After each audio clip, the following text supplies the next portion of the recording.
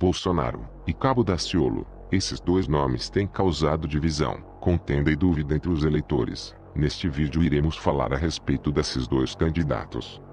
Mas primeiro, o que você busca neste vídeo? Defender opinião, ou você busca a verdade? Como diz Olavo de Carvalho, do que adianta você ter opinião própria se a sua opinião está errada? Temos que buscar ter a opinião verdadeira. E se esse é seu intuito, então continue comigo neste vídeo até o fim. Eu penso com a minha própria cabeça, eu tenho opinião própria, né? Eu penso que ela é vantagem de ter uma opinião própria. Você tem que ter uma opinião verdadeira, porque não importa se ela é própria ou não. Se eu estou lendo lá em Descartes, Aristóteles, o Tomás de Aquino, eles disseram a coisa certa, eu vou discordar só para ser o gostosão, que tem a minha ideia própria. Então neste vídeo tentaremos chegar à verdade, e que o conteúdo a seguir possa ajudá-lo a fazer sua escolha. Vamos ver qual a posição deles em relação a alguns temas. Começaremos com a privatização. Então você tem uma empresa estatal, que por algum motivo, o Estado não quer mais mantê-la.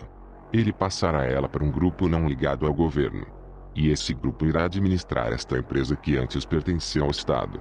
Vamos ver a seguir a posição de Bolsonaro em relação à privatização. As estatais eu gostaria muito de privatizar sim, mas não pelo viés apenas de combater a corrupção, mas para o viés de buscar produtividade e mais transparência. Pretendemos sim privatizar muita coisa. Agora, o que eu entendo como estratégico, ou não privatiza, ou tem um super modelo parecido com a Embraer, que é o Golden Share. Agora a posição de Paulo Guedes também sobre a privatização. Paulo Guedes, o Bolsonaro concorda com a privatização de todas as estatais? Eu disse que ele não concordava no início. Vocês mesmos sabem que diziam que ele era estatizante, ele era estatista, postura. Bolsonaro concorda com a privatização de todas as estatais? Eu disse que ele não concordava no início. Eu disse que ele não concordava no início. Algum tempo depois, Bolsonaro manda uma nota em seu Twitter, onde diz ter o intuito de privatizar grande parte das estatais. Vemos também que Paulo Guedes disse que ele não concordava no início com a privatização de todas as estatais. Porém, que mal isso pode ter? Como dizem, quanto menor o poder do Estado, melhor para a economia e para o povo. Eu disse que ele não concordava no início. Mas qual é o perigo da privatização? A privatização possibilita este jogo de gato e rato que estamos vivendo hoje entre direita e esquerda. E até o final do vídeo você verá que esta briga entre direita e esquerda é falsa, e Bolsonaro é apenas uma peça nesse jogo de xadrez. Pretendemos sim privatizar muita coisa. Agora, o que eu entendo como estratégico, ou não privatiza, ou tem um super modelo parecido com a Embraer, que é o Golden Share. Tá? Então isso tem sido discutido, ele concorda em parte comigo, porque ele é liberal sim, Antes de começar o nosso raciocínio, vamos ver um outro exemplo de privatização. Este exemplo não pega a empresa, e sim o cérebro da empresa, fazendo com que o desenvolvimento e qualidade no serviço vá para fora, embora a empresa continue sendo administrada por brasileiros. O exemplo a seguir foi utilizado uma empresa privada. Mas estamos cansados de ver esse exemplo acontecendo no país. Olha o grande cenário. Foram 3 perguntas. A primeira foi não privatização. Olha só, tem pontos estratégicos da nação que não pode ser privatizado. Vou dar um exemplo. A Embraer. A Embraer, há pouco tempo, ela fez quem é da área militar vai entender o que eu vou falar aqui agora. Existe um avião chamado Hércules. O Hércules é um avião de busca e salvamento, de massa, que normalmente sai para combate também, joga nossos paraquedistas. É o Hércules. O Hércules, ele tem 3.000 Hércules espalhados pelo mundo. 3.000 Hércules. Ele está ultrapassado. E aí, no mundo todo, começou todas as empresas a querer construir um avião que substituísse o Hércules. Adivinha qual foi o país que conseguiu um avião adequado para substituir o Hércules? O Brasil, através da Embraer. Qual era o avião? KC-390. Com mais de 2.000 horas de voo, tudo lindo, tudo pronto para em condições de. Por que não começou a fabricação em massa desse voo, dessa aeronave? Por que não começaram a exportar essa aeronave? Porque o sistema, o que manda na gente, aqueles que mandam na colônia que está aqui, travaram porque eles tinham o objetivo de pegar a empresa. Mas eles não queriam pegar a empresa, eles queriam pegar os nossos cientistas, a nossa área técnica, os nossos mentores da criação. Eles querem pegar o cérebro, eles querem aqui, eles querem a cabeça. E eles foram lá e tomaram. E aí fundiram com a Boeing pegando a Embraer, que era a terceira maior fabricação de aeronave no mundo, tomando posse dela, ficando com 80% dela e botando 20% pra gente. Eu vou tomar. Para que servem as privatizações? Privatizações são negociatas que servem para transferir o formidável patrimônio público para uma minoria privilegiada de representantes legítimos do sistema financeiro internacional. Porém, é muito importante saber para quem você privatiza. Quem será o dono desta estatal? Para que o dinheiro será usado? A que este grupo está ligado? Isso é muito importante. Agora pense que você é um presidente de direita. E você quer privatizar algumas estatais. E aí você privatiza. Suponhamos que você tenha privatizado o transporte público, e agora o transporte pertence a um senhor X. O senhor X. Para grupos de alto patamar financeiro, é muito fácil fazer mazelas nas sombras, sem que isso vá público. Então, sua ideologia e relações são mantidas em extremo sigilo. O senhor X começa a usar o dinheiro obtido pela sua nova empresa para financiar movimentos que vão contra a sua ideologia, como por exemplo, feminismo, liberação das drogas, aborto, entre outros. E você me pergunta, o que isso tudo que ele está fazendo tem a ver com o transporte público, aumentando o número de feministas, usuários de maconha ou liberando o aborto? O número de pessoas usando o transporte agora privado será o mesmo. Então eu te respondo. Existe outro objetivo com tudo isso. Preste atenção, pois agora nosso raciocínio entrará em andamento. Além disso, esse senhor X está ligado a outros grupos, empresas que são iguais a dele. E não só isso, o senhor X também começa a financiar partidos no seu país. Partidos esses que são a favor de sua verdadeira ideologia. Esse exemplo aconteceu, mudando apenas a empresa privatizada, e pode ser visto no vídeo a seguir. Essa revista é internacional. No Brasil, em inglês, só 200 pessoas compram. Por favor, é o Executive Intelligence Review, essa revista. Essa revista mostrou, em 29 de agosto do ano passado, quem comprou a Vale do Rio Doce. Claro que os senhores não sabem, porque a imprensa podre não mostrou. Quem comprou foi o senhor George Soros, mega especulador mundial, que é apresentado não por mim, pelo EIR, como um dos reis do narcotráfico mundial, que só condena tanto aqui. O presidente candidato é apoiado por George Soros, o maior dos narcotraficantes, segundo a revista EIR. O candidato do PT assinou, lá fora, um documento a favor da legalização das drogas. O terceiro diz que não tem o rabo preso na mão dos interesses da especulação internacional, mas assina, junto com os outros dois candidatos, um documento de submissão do Brasil às grandes potências. O senhor quer ver seu filho comprando cocaína na porta da escola? Este caso foi descoberto. Agora imagina a quantidade de casos como este que podemos encontrar no Brasil. Vemos que anos após, isso se concretizou.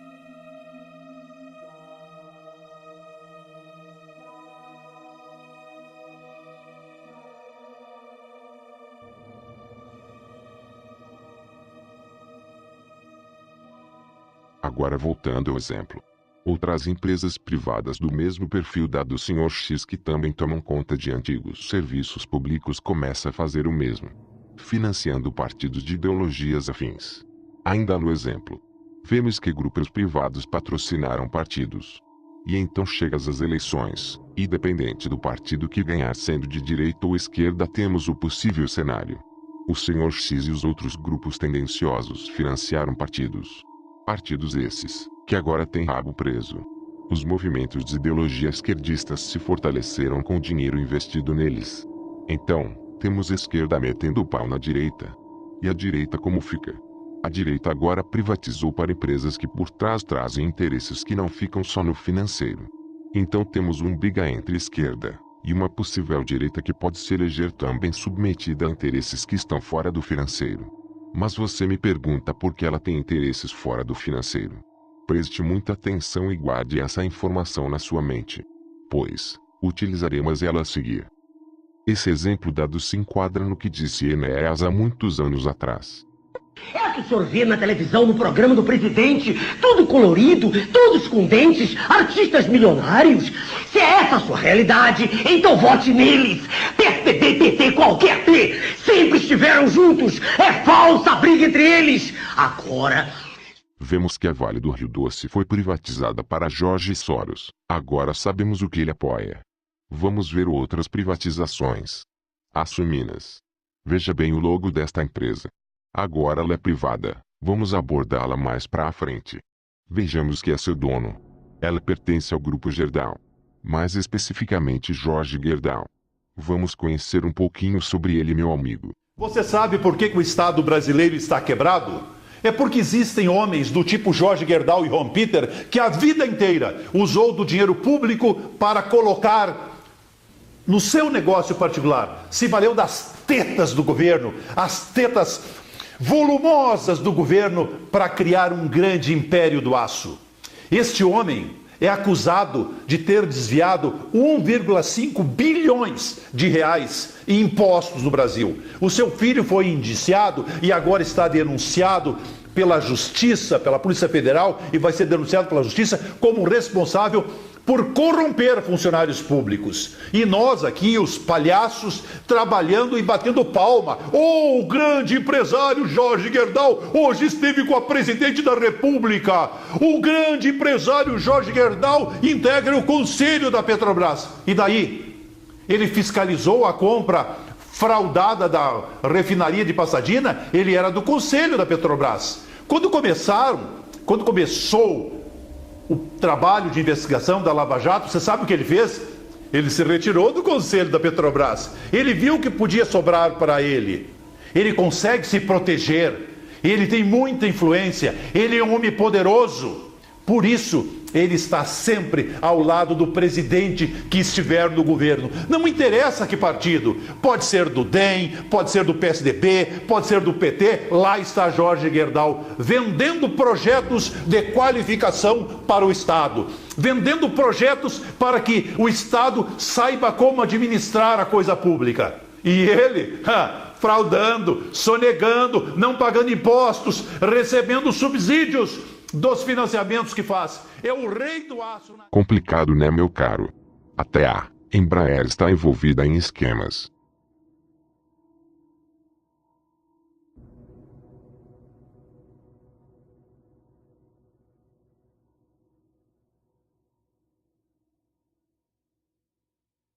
Veja que não importa se a empresa é privada ou não.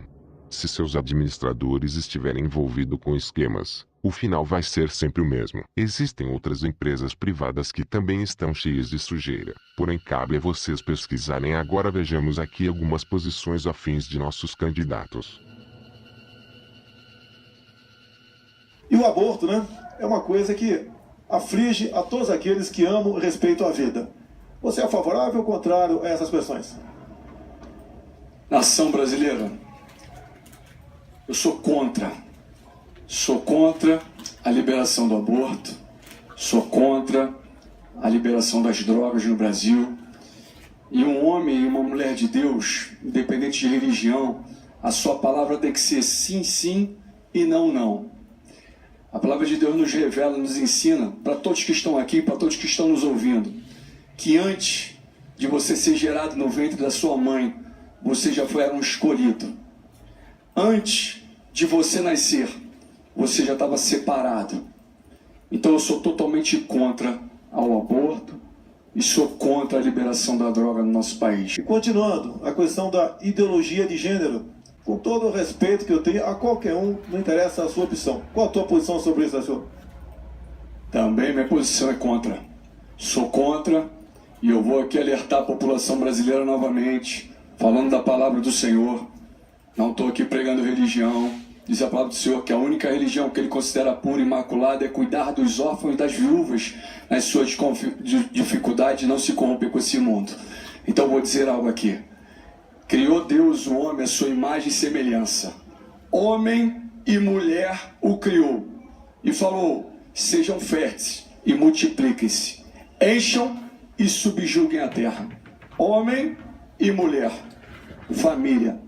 Eu sou defensor da família tradicional brasileira. Para a honra e glória do Senhor Jesus Cristo. Vamos falar um pouco sobre porte de armas. Mas antes, vamos ver alguns dados muito importantes. Porém, também é muito importante saber que nem sempre a verdade pode ser palpada. Como já dizia no Dr. Enéas, ele mesmo não podia provar quanto ao Jorge Soros. Você entendeu? Quer dizer, quem comprou a Vale do Rio Doce foi... Ah, o narcotráfico! Quem comprou a Vale do Rio Doce foi O quem? narcotráfico!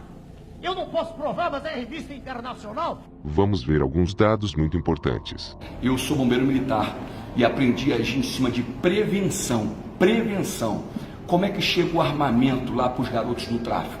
Como é que chega a droga? Quem é que leva lá? Quem está por trás disso? Quem está por trás disso é o poder. Vai cair por terra em nome do Senhor Jesus. E depois nessa putada toda que governa o Brasil, quantos não são cocainômanos? Você olha a cara dos fulanos, o cara de cada discurso lá deu uma cafungada ou duas ou três, porra. Então eles têm interesse. Agora você vê, no Brasil, quando alguém diz uma verdade, ele logo se arrepende. O cara... Depois de saber quem financia o crime, tráfico de drogas e possibilita a entrada de armas no Brasil, vamos continuar o nosso raciocínio. Liberando o porte de armas. O número de feministas, homossexuais extremistas e negros vitimistas não vai diminuir, e cenas como essas continuarão a acontecer. Pense se esse povo tivesse armado, o resultado da situação qual seria?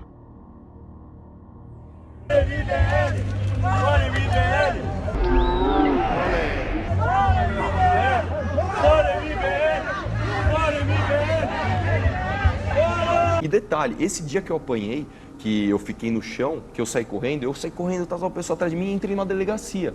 Quando eu olhei assim, eu tô salvo, eu olhei assim, delegacia da mulher. Eu falei, meu Deus do céu. Aí foi assim, eu olhei a delegacia da mulher, quando eu olhei pra trás, eu rasgado, estrupiado, 6 meninas, sabe o gato de Shrek quando faz aquela carinha assim, ó? 6 meninas com aquela carinha. Ah, eles foram lá, ele foi lá. E eu estou respondendo por estupro. Acredite se quiser, estou respondendo por estupro. Continuando com o nosso raciocínio. Suponhamos que um bandido invada sua casa armado. Você provavelmente não estará com a arma na cintura para confrontá-lo. Onde você irá guardar a arma? Em um cofre, no porão, sótão ou prateleira. Quando o bandido entrar na sua casa, você pode dizer: espera um pouco, deixa eu pegar a minha arma aqui rapidinho. Suponhamos que você tenha 2 filhos, um de 11 e outro de 20. O de 11 é viciado em videogames. Passa horas jogando. O outro precisa fazer algum trabalho da faculdade, como por exemplo o TCC. Ele pede para o irmão sair do computador. Ele não sai. Rola uma pequena briga e o irmão mais velho consegue tirá-lo. Porém, o garoto é viciado e começa a estapear o irmão. Ele dá um cascudo na cabeça do irmão, pois tem um prazo para entregar o TCC. O irmão sai com raiva e volta armado e dá um tiro no rapaz de 20 anos. Ou então a pior situação. Uma dessas feministas do vídeo por algum motivo arruma conflito com algum homem. Ou simplesmente motivada pelo seu ódio começa a agredir um homem só por encostar nela. E acaba dando um tiro no rapaz. Para justificar diz que o homem queria estuprá-la. Como isso vai ser confirmado? Primeiro terá que estuprar, para depois atirar. Ou primeiro atirar. Ela pode atirar e baixar as calças dele para confirmar aquilo que ela está dizendo. Pegue esse último exemplo e substitua por qualquer outro vitimista fanático. O resultado será o mesmo. Como vimos antes neste vídeo, vimos quem financia o tráfico e a entrada de armas. O jeito para não entrar um bandido armado em sua casa seria cortando o mal pela raiz. Eliminando os barões que ganham com esse jogo de gato e rato. Mas aí você pergunta: como eles ganham com isso? Vamos deixar isso mais pra frente, meu bom rapaz. Vamos falar agora sobre os vícios de cada candidato. Suelene Balduino, vice do candidato Cabo Daciolo. O ministério sempre foi a prioridade na minha vida. Fiz o curso de bacharel em teologia, fiz o curso de pedagogia, bacharel em pedagogia, e por último eu fiz o curso de bacharel em direito. Sempre colocando, Senhor, tudo o que tenho, o que sou, o que vier a ser, é para a glória do seu nome.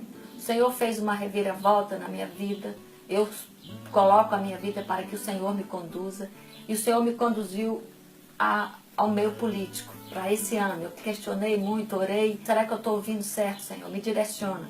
E Deus me conduziu, eu cheguei a me filiar a um partido Patriotas. Daciolo ouve a Deus, ele não vai fazer o que as pessoas querem, ele vai fazer o que Deus o dirigir. General Mourão, vice de Jair Bolsonaro.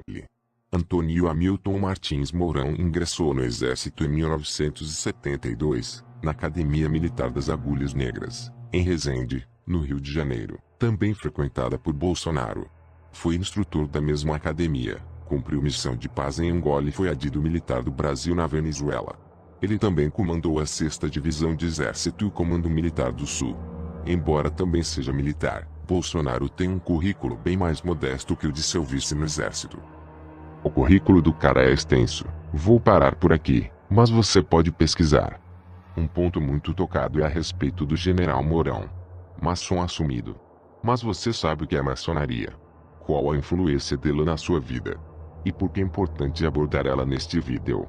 Vamos buscar algumas informações neste vídeo sobre a maçonaria, liberdade, igualdade e fraternidade. Em uma sociedade fechada só acontece dentro dela. Aquele que estiver fora dela não fará parte deste objetivo. A maioria das pessoas, quando ouvem falar da maçonaria, não sabem o que é. Ou se sabem, não ligam. Pouco importa o que acontece lá dentro. Mas elas não sabem a influência que esse povo exerce sobre nossas vidas. Grandes líderes, pessoas com muita influência financeira, grandes nomes da política, exército, economia, produtores de conteúdo audiovisual, diretores de filmes, donos de gravadoras, atores, entre outros, estão ligados diretamente ou indiretamente a essa sociedade. Muitas vezes pessoas que por força própria não chegariam a um alto patamar. Com a troca de favores na maçonaria, acabam sendo possível chegar a um alto nível de status e sucesso em suas carreiras.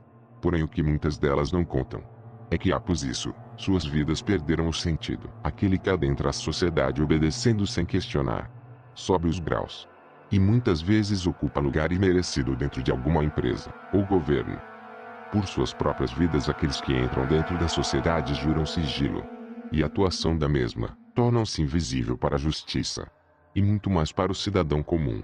Ainda mais quando membros do judiciário fazem parte desta sociedade e não poderiam entregar seus irmãos maçons.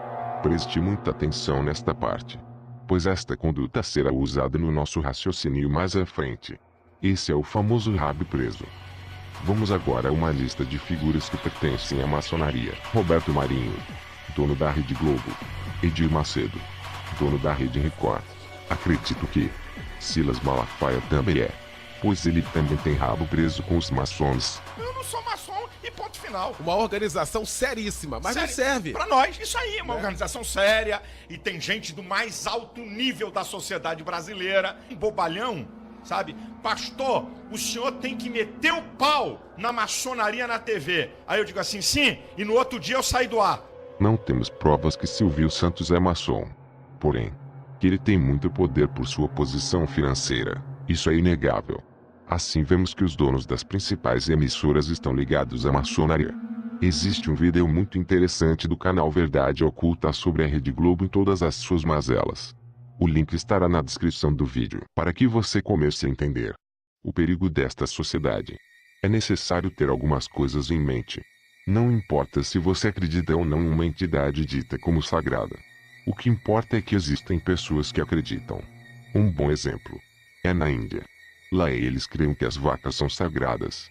E eles agem de tal forma com elas por lá. Não importando se você que está aqui no Brasil crê ou não.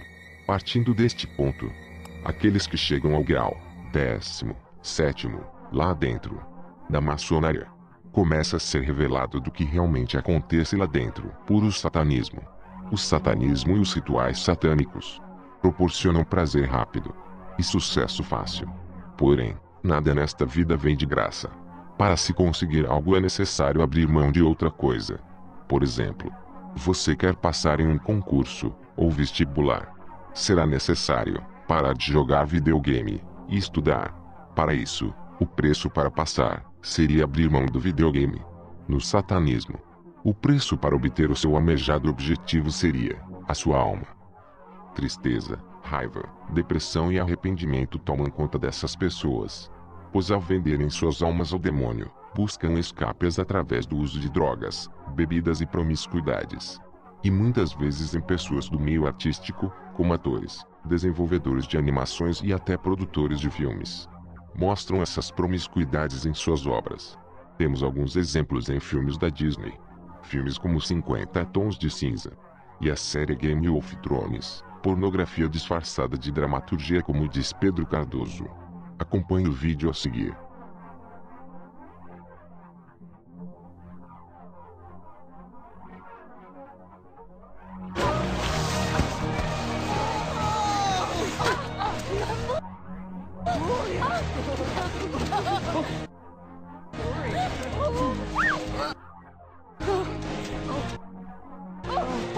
Comparando com a quantidade de cenas de nudez e semi-nudez que estão espalhadas em todos os filmes brasileiros na televisão brasileira. Aí você resolveu protestar e... E o quanto isso é igual uma indústria desonesta novamente, é a venda de uma pornografia disfarçada. Eu nada tenho contra a pornografia ela mesma, é um assunto do qual eu não tratei. Eu tenho contra a pornografia ter se disfarçada de um comportamento natural. Isso não é verdade. Na novela que eu vi outro dia já tinha uma atriz, coitada, fazendo uma cena totalmente absurda, ela meramente tomando um banho. Não há nenhuma dramaturgia passando por ali. Aquilo é mera exposição do corpo dela para cativar uma audiência. Vamos conhecer um pouco da história da maçonaria. Para isso vamos voltar em 1090. Alguns monges católicos franceses se uniram e fundaram uma sociedade secreta, chamada de Priorado de Sião. A teoria mais conhecida sobre essa sociedade diz que seu principal objetivo era proteger um segredo relacionado ao Santo Graal. Esta mais tarde seria a maçonaria francesa.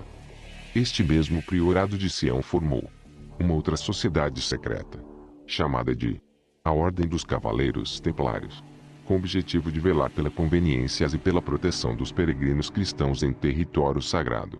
Mais tarde ela se tornou a maçonaria inglesa. Resumindo a miúdos, as duas tinham como objetivo proteger o cristão. Os templaristas também tinham o objetivo de proteger o sistema de moedas e as mercadorias. As moedas eram entregues em determinadas cidades. Eles recebiam uma cédula, e poderiam usar essas cédulas para pegar mercadorias e moedas em outro local. Com isso surgindo assim o sistema bancário. Após o negócio ficar lucrativo em 1313, o Priorado de Sião resolveu destruir os templários. Por disputar este sistema bancário, os templários, sabendo disso, fugiram para a Escócia. E em 1719, os templarios formaram a maçonaria inglesa, conhecida como maçonaria moderna, que é a que vemos nos dias de hoje. Vemos que as duas maçonarias se destruíram pela ganância. A francesa ficou ligada ao catolicismo, e a inglesa aos protestantes, satanistas e espiritistas. Eram a maçonaria progressista e a maçonaria dita conservadora.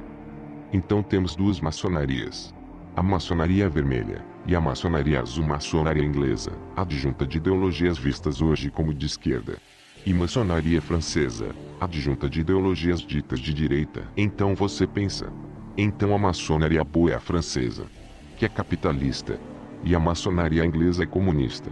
Vamos mais para a frente, meu caro espectador. Muito tempo depois, o Priorado de Sião preparou um católico chamado Adam Weishaupt, que em 1776, mesmo ano da fundação dos Estados Unidos, fundou os Illuminati.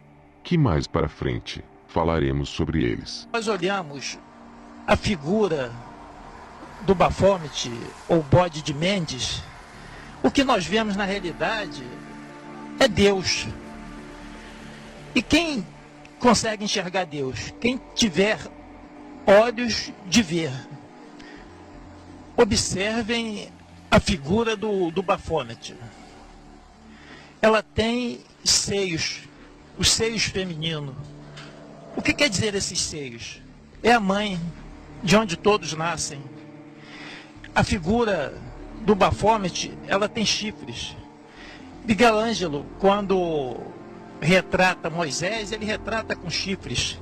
O que é isso? Isso são as duas energias que entram dentro de nós e vai até o nosso chakra básico. Vejamos aqui uma prova que a maçonaria e o satanismo estão ligados. Vemos aqui a grande confusão mental em que este povo se encontra. Porém não é só a maçonaria vermelha que venera o cabeça de bode. Vemos que na verdade as duas maçonarias estão juntas, como esta foto que você está vendo. Agora vamos falar sobre Baphomet. Era um deus pagão da fertilidade, associado à força criativa da reprodução, representado com uma cabeça de carneiro ou de bode. um símbolo comum de procriação e fecundidade.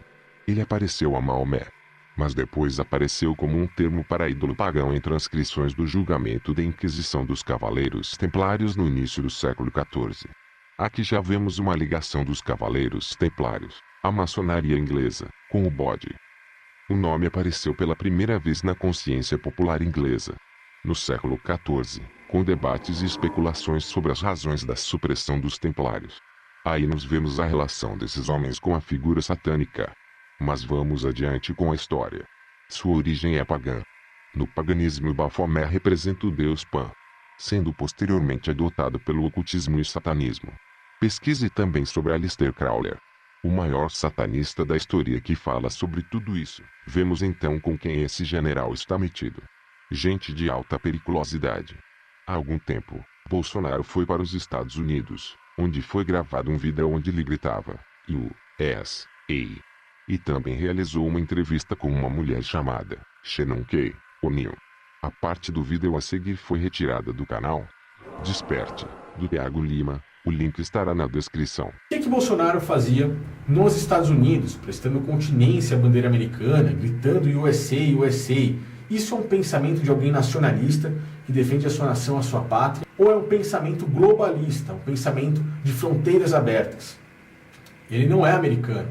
Então, isso já começa a mostrar que há algo diferente. Ele foi chamado para Nova York para fazer uma entrevista com essa pessoa que se chama Shannon K. O'Neill. Como funcionou essa entrevista? Eles estavam querendo ali saber por ela quais eram as intenções de Bolsonaro caso ele seja o presidente do Brasil. Qual o motivo de alguém em Nova York, nos Estados Unidos, tão interessado aí no que Bolsonaro irá fazer?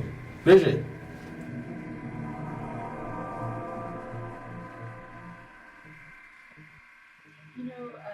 If we could start one thing, I would be interested in, you mentioned the possibilities of the United States for Brazil under an administration. O que é que está escrito ali embaixo? Council on Foreign Relations. O que é esse Council on Foreign Relations? Esse Conselho de Relações Internacionais. Você tem aqui, vou colocar aí na tela para que vocês vejam, as meretrizes do jornalismo. Nosso trabalho é dar às pessoas não o que eles querem, a não ser o que nós decidimos que devem ter. Isso foi dito por Richard Salent, ex-presidente da CBS News.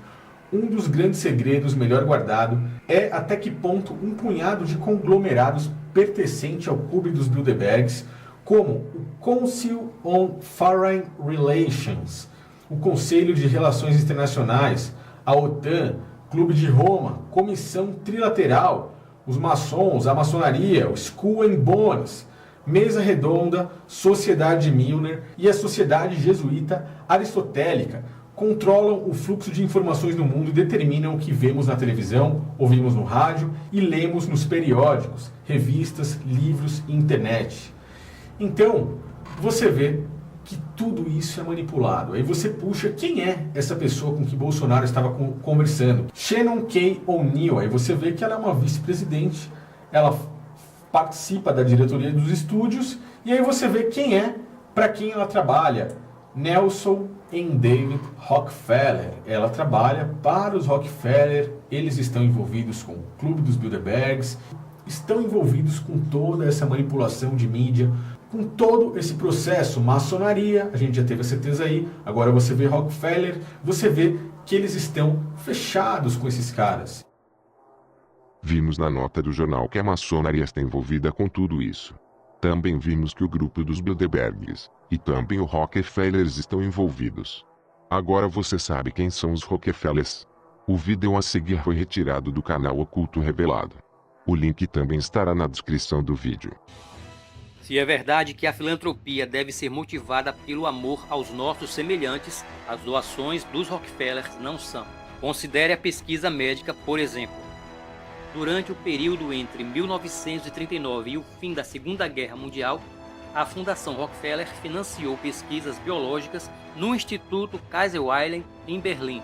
Tratava-se de eugenia nazista, como criar uma raça superior e como esterilizar ou matar aqueles que são considerados inferiores. A eugenia nazista foi financiada pelos Rockefeller.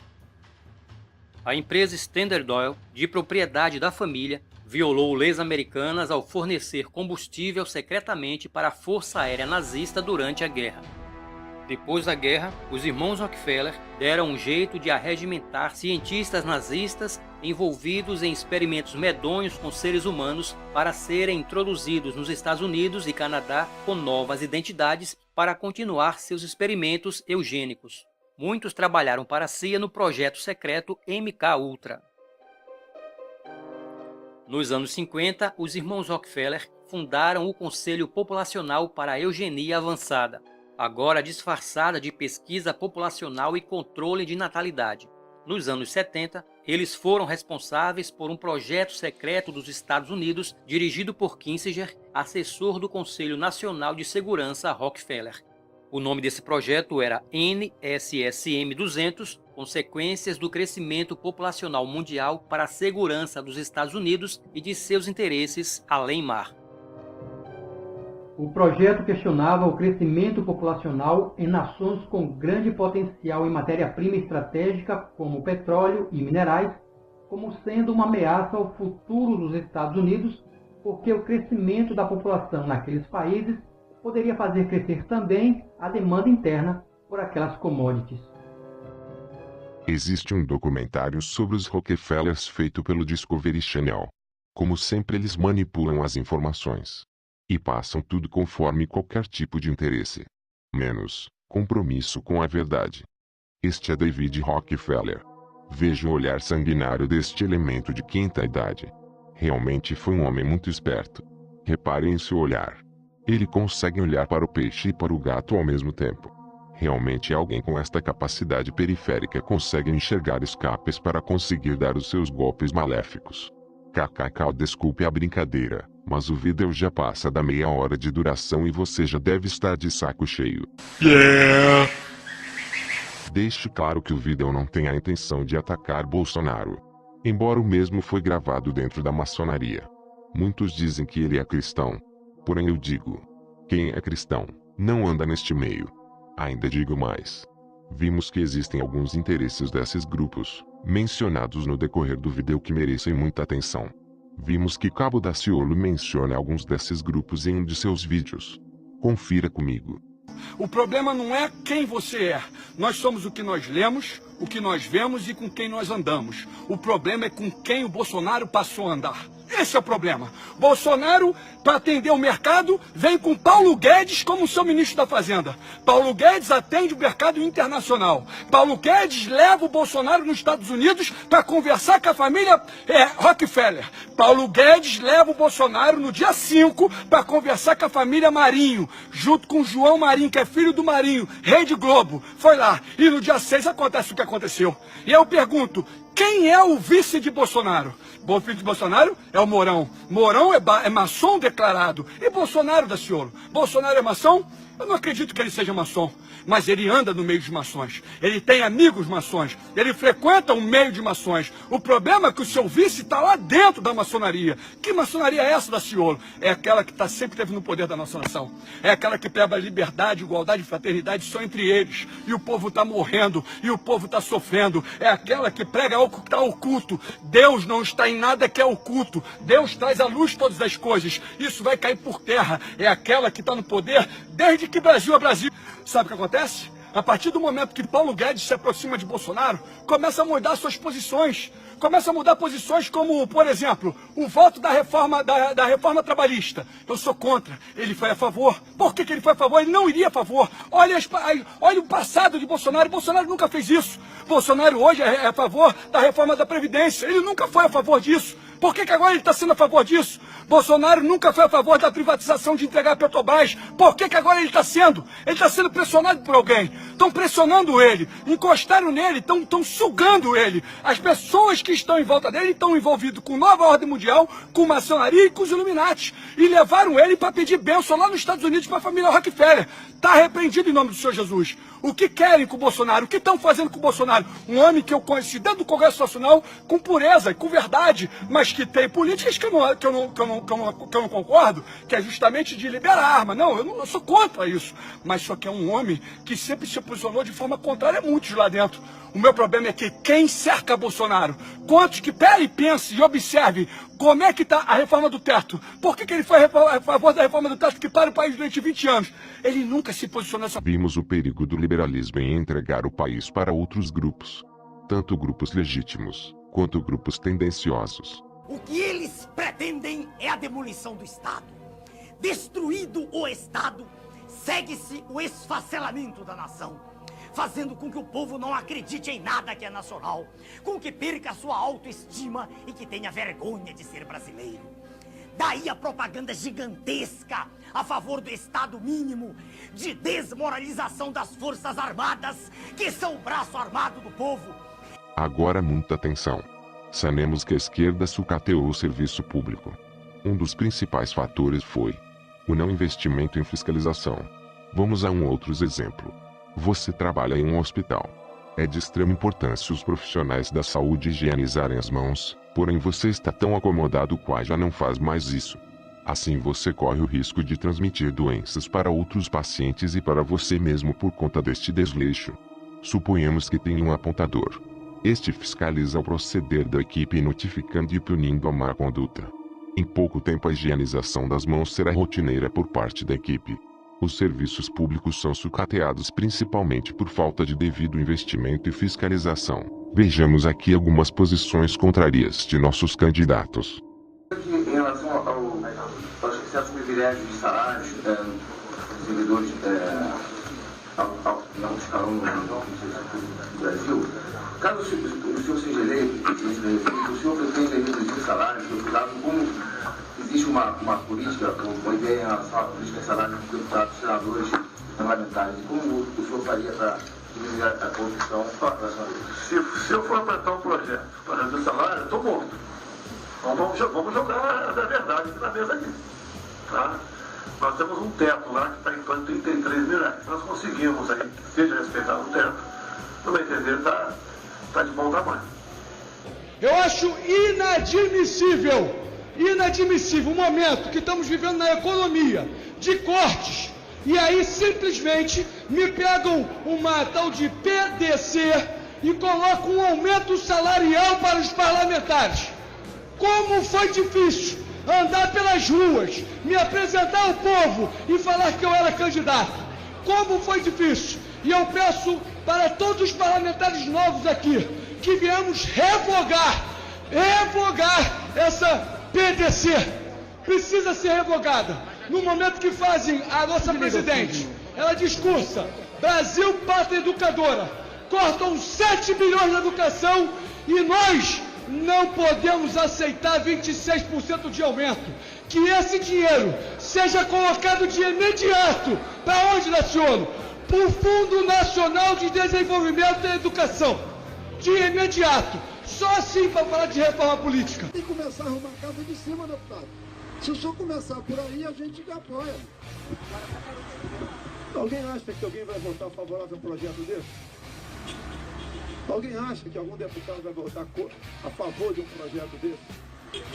Eu apresentar um projeto lá, vai soar demagogia. O que um deputado federal tem? 33 mil por mês de salário, ok?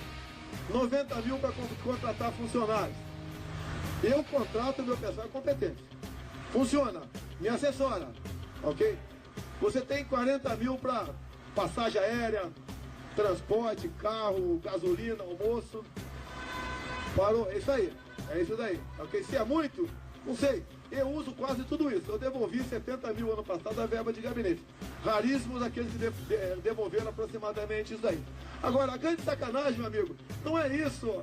É a roubalheira. Mas a grande despesa não é essa. É muito. Para mim, é o suficiente e não abro mão do que estou recebendo. Deixo bem claro isso aí. Não vou fazer demagogia. Não é isso agora. 50 assessores. Realmente, tá uma brincadeira. Tá? Nós podemos contratar em Brasília de meia dúzia a 25 assessores dentro do limite de 90 mil reais. Agora, não é esse o problema do Brasil. Se eu abrir mão disso, eu não tenho como viajar de avião para Brasília. Vou morar em Brasília? Não vou poder andar pelo Brasil? Vou ter que pagar o telefone do meu bolso? Correspondência do meu bolso? Daí não dá. em qual cenário para fazer uma mudança verdadeira na política do Brasil? Primeiro, o parlamentar, o deputado, ele tem que ficar no máximo 2 mandatos sentado nessa cadeira.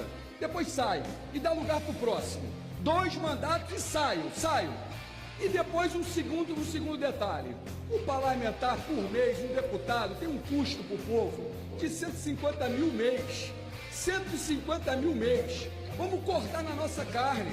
Para de mexer no povo, vamos cortar na nossa carne. Primeiro, pega esse dinheiro do fundo, que é de 3.600, coloca na educação, coloca na saúde, coloca na segurança pública. E vamos tirar do nosso salário, tira do salário do parlamentar, tira 30% do salário do parlamentar, em cima dos 150 mil do parlamentar. E aí é certo, aí está correto. Vamos agir dessa forma? Então eu sei que aqui eu não consigo 171 votos.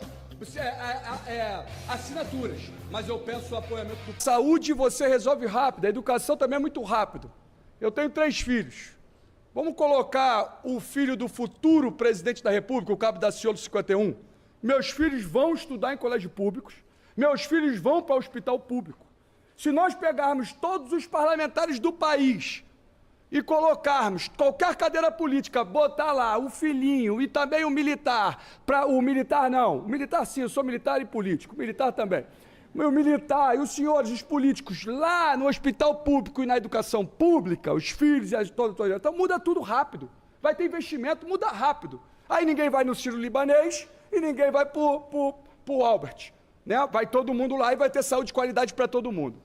Agora, não se retribui o mal com o mal. Vimos que um dos movimentos de maior importância aqui no Brasil este ano foi a greve dos caminhoneiros.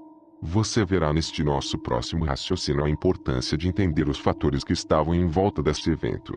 No começo a greve apenas visava a redução do combustível. Porém, com o apoio da população, os caminhoneiros começaram a aderir às reivindicações da população, como menos impostos, fim da corrupção, entre outros. É necessário entender que o que estava quebrando o país não era a greve, e sim o sistema político preso a interesses internacionais.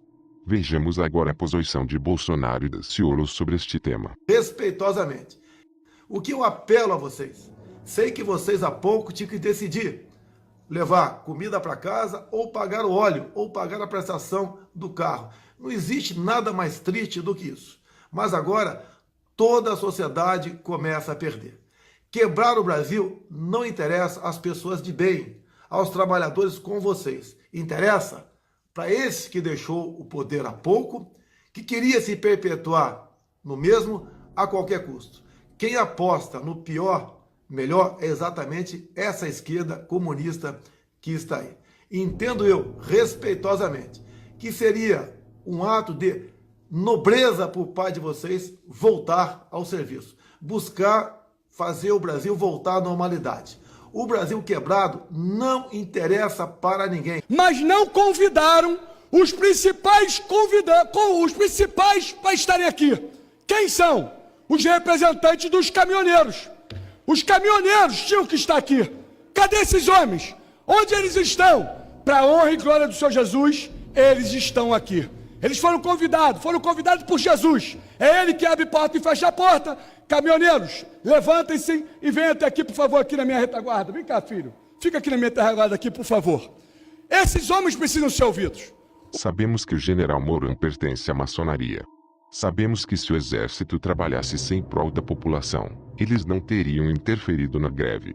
O exército está diretamente ligado com a maçonaria e você pode confirmar isso no vídeo que deixarei na descrição. Vamos desenvolver mais um raciocínio. Suponhamos que um general X mande um grupo de soldados intervirem na greve dos caminhoneiros. Porém um dos soldados diz: com todo respeito, general, estes caminhoneiros representam a mim, a minha família, o meu país. Não posso seguir esta ordem. Eu duvido que algum soldado diria isso. E se dissesse, levaria uns tapas na cara. Então este soldado vai, e lá um dos caminhoneiros diz: eu estou lutando por melhores condições para nós e pelo nosso país. E então o soldado diz: é só o meu trabalho. Suponhamos que um assassino de aluguel invada sua casa e diz: eu vou te matar. E você diz: não, por favor. E ele diz: é só o meu trabalho. E você diz: tá bom, então pode me matar. Então vemos que a elite pertencente ao exército não trabalha a favor da população. Vimos que Cabo Daciolo aparece em um vídeo extremamente alterado em relação às lojas Havaianas. O motivo fica claro quando a câmera se afasta. Muitos não entenderam por que a estátua deixou o Cabo Daciolo tão enfurecido. Para entender a verdadeira história da Estátua da Liberdade teremos que entender o seguinte. O mal se reinventa com o passar do tempo. Ele muda sua face. Porém, sua essência continua a mesma. A mesma essência usa várias máscaras e se apresenta de várias formas para povos e culturas. Então vamos voltar no tempo novamente. Na era bíblica, após o dilúvio, a Bíblia conta que um dos filhos de Noé, aquele que riu de sua nudez, quando o mesmo estava embriagado, este foi amaldiçoado pelo seu pai. O mesmo teve filhos. Um deles chamava-se Cuxi. Ele por sua vez, tomou por mulher Semirami, que com ele também teve um filho, chamado Nimrod. Ele ficou conhecido na Bíblia como o primeiro poderoso na terra. Foi o construtor da Torre de Babel. O mesmo pretendia reunir a humanidade em um só lugar, fazer uma única cultura e um só governo. Nimrod era adorado como Deus Sol. Ficou conhecido como rei dos céus pela altura de sua torre. Ele tomou como esposa a sua própria mãe, Semiramis, tornando-se a rainha dos céus, como mãe e rainha do príncipe. Cultuavam-na como deusa da lua. Nimrod foi morto pelo seu tio-avô, chamado Sem. Era filho de Noé, irmão de Cão. Este esquartejou e separou seus pedaços, dando fim à sua enorme maldade. Semiramis disse que Nimrod havia subido aos céus, para assumir seu lugar de Deus Sol. Pois se ele morreu, o sol deveria parar de brilhar, já que eles não eram deuses, e sim dois calhordas que enganavam o povo. Após a morte de Nimrod, Semiramis buscou reunir todas as partes do corpo de seu filho marido. Porém, não conseguiu achar seu órgão reprodutor. Semiramis disse que ele não poderia voltar à vida sem seu órgão. Porém se faria presente na terra, por meio de uma chama, ou lâmpada, quando usada em adoração. Tempos depois, Semiramis descobre que estava grávida, fruto de um adultério, e diz que este filho veio do espírito de Nimrod. Outros diziam que ele era o próprio Nimrod. Após nascer ele foi chamado de Tammuz. O mesmo tornou-se caçador, e certo dia foi morto por um animal selvagem, e seu corpo foi encontrado em uma árvore já apodrecido. Com isso Semiramis inventou outra mentira. Disse que ele subiu para o céu, seu local de origem. Em cada cultura Nimrod, Semiramis e Tammuz possuem nomes diferentes. É a mesma história, mudando apenas os nomes. Essa cultura foi se propagando ao longo do tempo. Na decadência do Império Romano, foi fundada a Igreja Católica. O imperador Constantino observava estas culturas, e aderiu elas dentro da Igreja Católica, usando-se de um falso cristianismo. Vemos a adoração que esses caras têm com imagens ditas sagradas, igual nos tempos antigos, onde eles também adoravam imagens. Muita atenção, pois, eu respeito muito os católicos. Creio que muitos que se curvam para imagens, não sabem o que estão fazendo. Porém muitos católicos de verdade dizem eles, que na verdade essas imagens, são usadas como exemplo de fé e conduta. Porém realmente existe muita esparrela neste meio. Tiveram a sua liberdade, depois do Constantino, começaram a cristianizar tudo aquilo que era pagão. As festas pagãs, nós somos fruto de imensas festas pagãs. Portanto, cristianizamos as festas pagãs, o que é absolutamente normal, e portanto, é uma questão cultural, nada mais. Eu disse que mais para frente falaria de Adam Weishaupt, então acompanhe meu caro. Em 1º de maio de 1776, Adam Weishaupt, orientado pelo barão Adolf von Kuhn, estabeleceram uma sociedade secreta cujo nome adotado foi a Ordem dos Illuminati, em Ingolstadt, na Baviera, às margens do rio Danúbio. Weishaupt era então um jesuíta e professor de lei canônica na Universidade de Ingolstadt, no estado da Bavária, parte do sul da hoje atual Alemanha. O secreto grupo da Ordem dos Illuminati teria como principal objetivo o estabelecimento de uma nova ordem mundial, que estaria sempre sob seu controle. Os seus principais objetivos, a serem atingidos, então primeiramente centrados nos países da Europa. Em julho de 1782, a Ordem dos Illuminati junta forças, e se infiltra e toma o controle de outra sociedade já não muito secreta, a maçonaria. Aí já encontramos ligação entre maçons e Illuminati. Lembra do símbolo desta empresa? Então, não duvido nada que esses caras estejam ligados. Como eu disse antes, para que haja um governo livre de corrupção é impossível ter o tal com o rabo preso. Imagine a seguinte situação. Bolsonaro vê um sujeito envolvido com esquemas. E ele diz: eu vou expulsar aquele cara, tá ok? E um de seus assessores diz: não, você não pode, ele é maçom. Lembra que a maçonaria esteve com você durante sua candidatura. Não só isso, mas as coisas que ficaram nas sombras podem ser jogadas na cara também. Então chegamos à conclusão que é impossível fazer uma limpeza nesse sistema com o rabo preso. Também que o Daciolo está fora do sistema, lutando praticamente só contra todos esses endemoniados. Analisamos suas propostas afins e contrárias. Vemos que ele é um homem de Deus. Quando se quer tratar o próximo da maneira que gostaríamos de ser tratado, não se visa o poder. Quando se faz a vontade de Deus e não a dos homens, não se visa o poder. Um homem imperfeito usando de ideologias criadas por outros homens imperfeitos, só pode dar errado. Agora um homem que não tem medo, honra a Deus acima de tudo, a família, seu povo. Posso dizer que este é o presidente. Porém, não confiemos em Cabo Daciolo, pois ele é humano e também pode falhar. Confiemos em Deus. E que através do Cabo Daciolo tenhamos um Brasil livre deste mal que arrodeia nosso povo desde o começo. Obrigado por assistir e faça uma boa escolha.